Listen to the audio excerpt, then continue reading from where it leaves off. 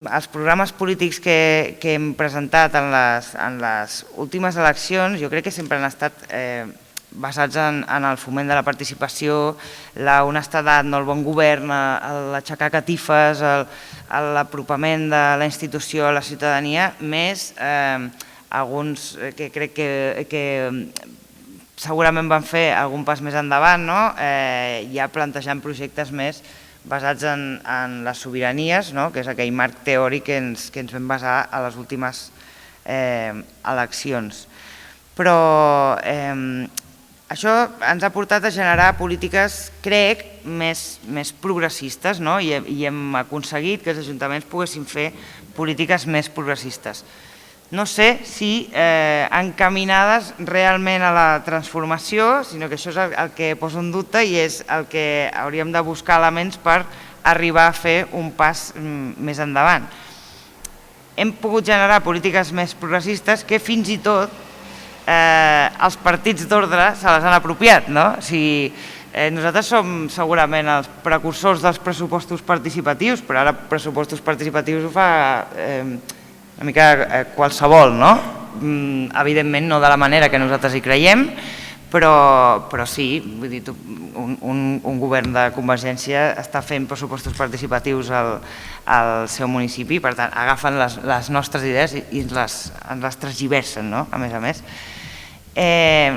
Per tant, crec que hem de continuar fent tots aquests, o hem de continuar tenint en perspectiva aquestes accions que fomentin tot això que estava comentant, però sí que crec que s'ha de fer un pas endavant, un pas cap a realment ampliar el concepte de municipalisme transformador. Crec que aquells que hem estat ja un temps a la institució sí que constatem que si no hi ha un moviment popular fora al municipi o al territori i no podem comptar amb persones conscienciades que impulsin i generen contradiccions del sistema des del carrer o no generem certes accions polítiques des de l'Ajuntament que ajudin a conscienciar aquestes persones, doncs moltes vegades es fa molt fàcil caure en això que comentava abans, d'acabar caient en dedicar excessivament hores a la gestió o ens acomodem a això, a anar fent polítiques progressistes, que sí que és cert que milloren el dia a dia del municipi, però possiblement a vegades costa anar a l'arrel del que moltes vegades ens proposa o ens empenya els moviments populars. I això, a més, a vegades genera un problema més greu, que és el fet de, si no tenim això ben treballat, si no tenim aquesta feina de treball des de fora, que es pot incentivar des de dins dels ajuntaments, però entenc que és una cosa que hauria de passar abans, el que pot passar és que quan nosaltres no tinguem uns bons resultats electorals i per tant no tinguem l'oportunitat d'estar a govern, doncs moltes d'aquestes polítiques que nosaltres hem impulsat moriran, perquè no hi haurà d'alguna manera algú darrere dient que això ja no es fa així i a més això ja no ho decidiu vosaltres, ho decidim nosaltres des de fora. Per tant jo diria que cal ampliar l'òptica o el concepte de municipalisme, no només entendre'l com allò que passa dins de la institució, fugir d'aquella concepció tan generalitzada de la política. La política és allò que passa dins dels ajuntaments o dels parlaments. No, el municipalisme en aquest cas l'hem d'entendre com amb una amplitud de mires, entendre'l com allò que engloba